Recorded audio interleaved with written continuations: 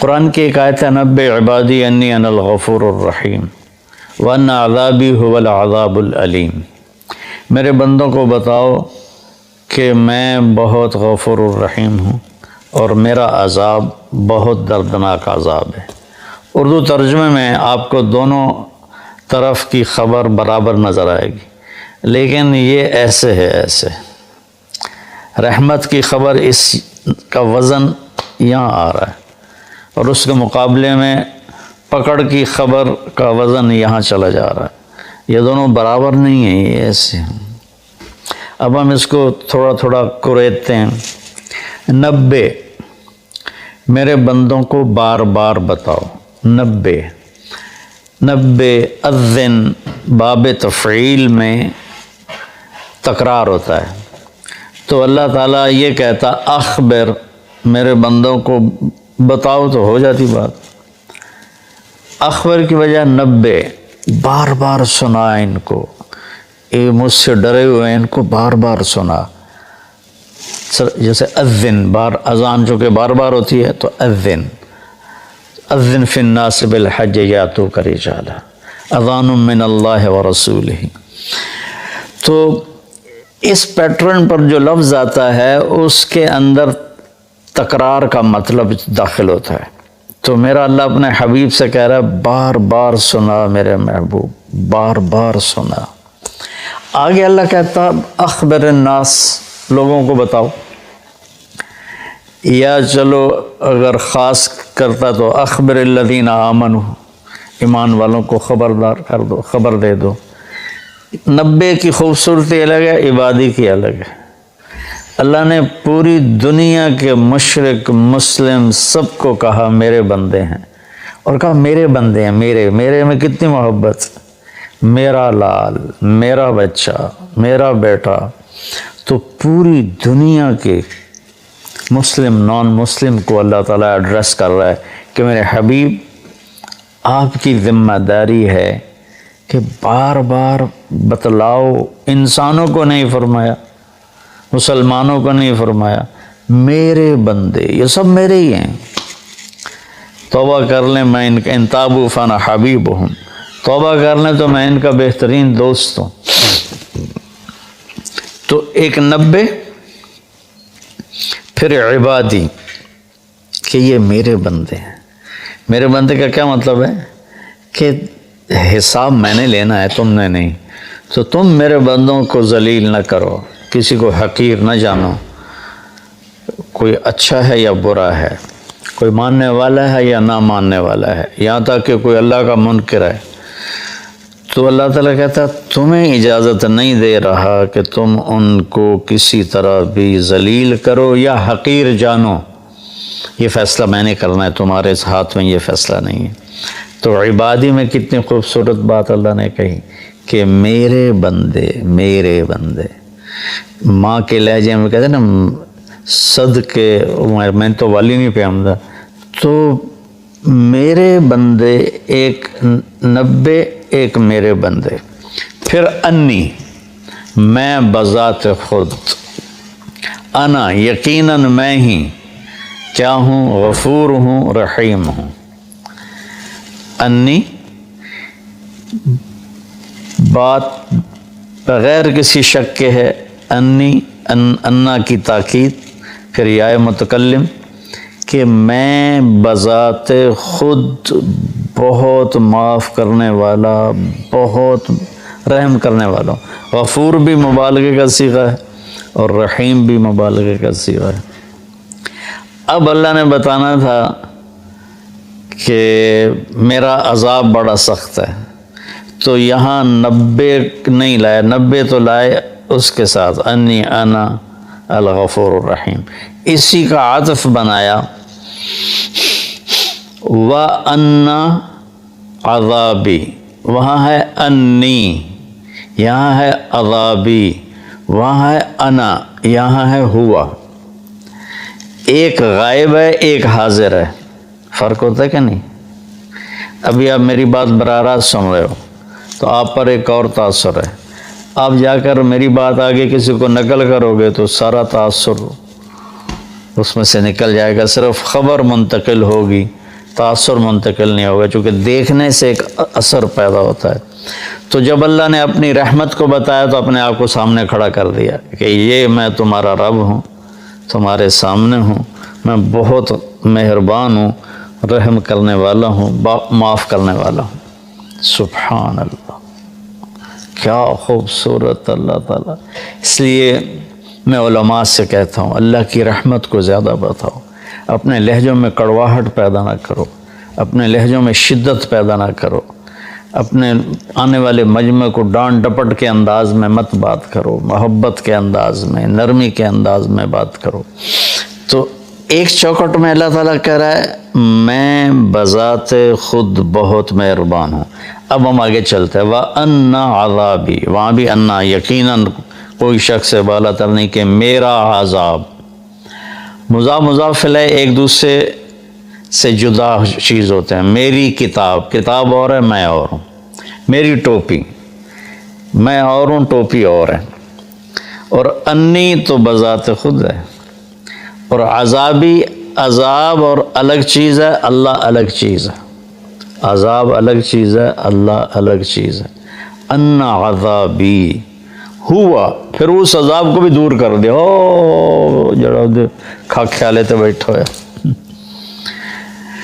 وہ بہت دردناک عذاب ہے۔ هو العذاب العلیم، یہاں دو صفتیں نہیں لائے، الغفور الرحیم، یہاں ایک لائے ہیں العلیم، اور وہ بھی عذاب کی صفت ہے، اپنی نہیں بنائی۔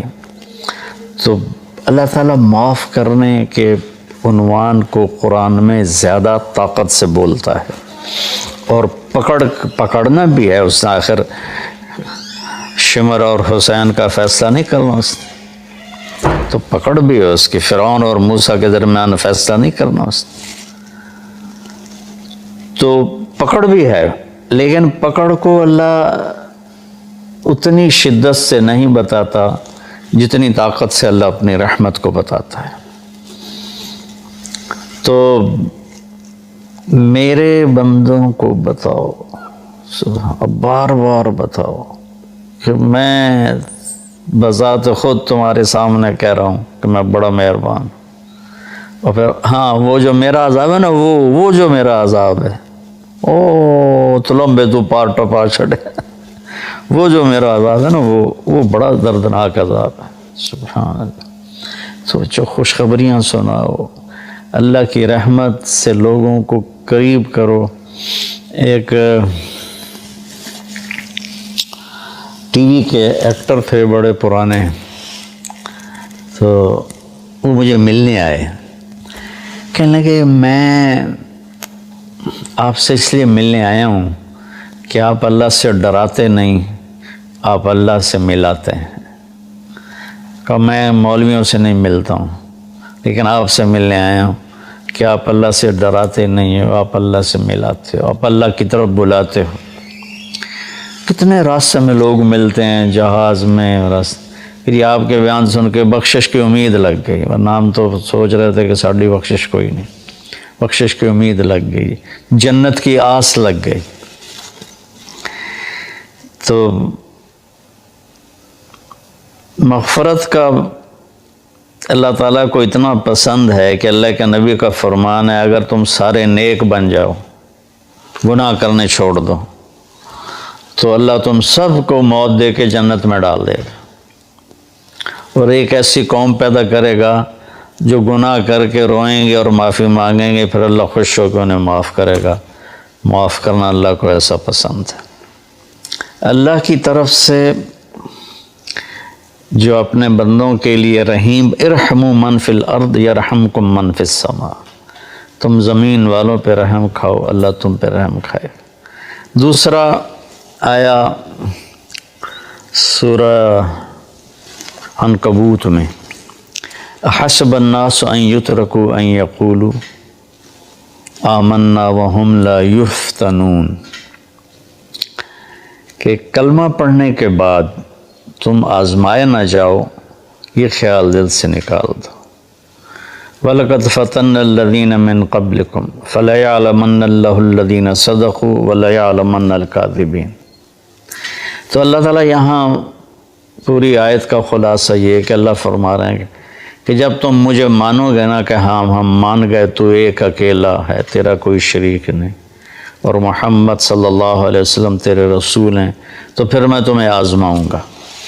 اس کے لیے جو لفظ استعمال کیا نا وہ ہے فتنہ، یفتنون۔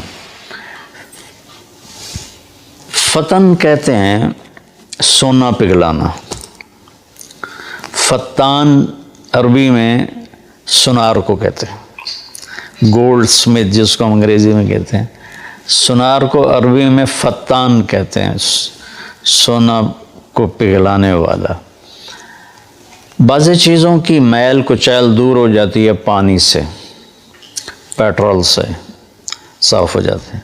بعض چیزیں ایسی ہوتی ہیں جن کے میل اندر گھسی ہوتی ہے، وہاں پانی نہیں پہنچتا، پیٹرول نہیں پہنچتا، اس کو پھر پگھلانا پڑتا ہے۔ جو دھاتوں کے اندر میل ہے وہ پانی سے نہیں دھلتی۔ لوہے میں اندر زنگ پھنسا ہوا ہے، سونے میں کھوٹ۔ میں نے ایک دفعہ پورا پروسیس دیکھا تھا سونار کے پاس بیٹھ کر کہ اس نے سونے کی ٹکی کو پگھلایا، پھر اس میں سے کھوٹ کو الگ کیا، خالص کو الگ کیا، یہ سارا میری آنکھوں دیکھا ہے۔ تو جو دھات ہوتی ہے وہ پانی سے نہیں صاف ہوتی، اس کو آگ میں ڈالنا پڑتا ہے۔ جب وہ اس کے اندر مساموں میں آگ جاتی ہے تو وہ پگھل کر کھوٹ کو الگ کر دیتی ہے، وہ آگ اور خالص کو الگ کر دیتی ہے۔ تو انسان دو چیزوں سے بنا ہے، ایک جسم سے، ایک روح سے۔ تو جسم پر جو آنے والے حالات ہیں ان کی مثال پانی سے دھل جاتے ہیں، وہ ظاہری اسباب سے دور ہو جاتے ہیں، لیکن جو روح پہ حالات آتے ہیں اللہ کی طرف سے ناگواری کے، یہ وہ ہیں جو سونے کو پگھلا کے اندر سے کھوٹ نکالنا۔ جب تک اس کے اوپر اللہ کی طرف سے آزمائش نہیں آتی، اللہ ہم سب کی حفاظت فرمائے، اس وقت تک وہ خالص نہیں بنتا۔ جب تک وہ اس بوجھ کو برداشت نہیں کرتا اللہ کی رضا کا۔ وَإِذْ زَاغَتِ الْأَبْصَارُ وَبَلَغَتِ الْقُلُوبُ الْحَنَاجِرَ وَتَظُنُّونَ بِاللَّهِ الظُّنُونَ هُنَالِكَ ابْتُلِيَ الْمُؤْمِنُونَ وَزُلْزِلُوا زِلْزَالًا شَدِيدًا۔ جب تمہاری آنکھیں پھٹ گئیں اور کلیجے اچھل کے منہ کو آ کے، صحابہ کو اللہ کہہ رہا ہے جنگ خندق میں کہ تم اتنی مشقت میں آئے کہ آنکھیں پھٹ گئیں، اور تم کہنے لگے اللہ ہے بھی صحیح۔ متی نصر اللہ،